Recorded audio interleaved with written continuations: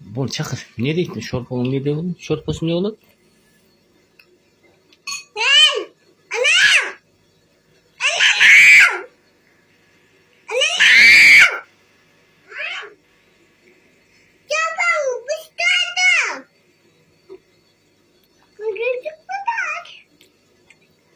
Anara tamak çeveye tav kızım. Ha? Tamak çeveye tav. Ha? Niye çeveye? Güdüş çeveye tav.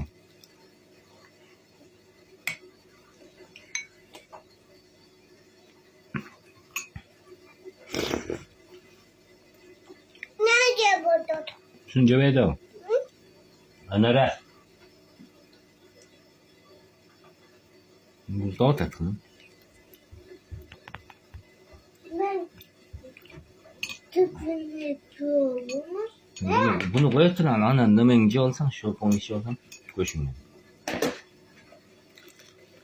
Yakılır da sata.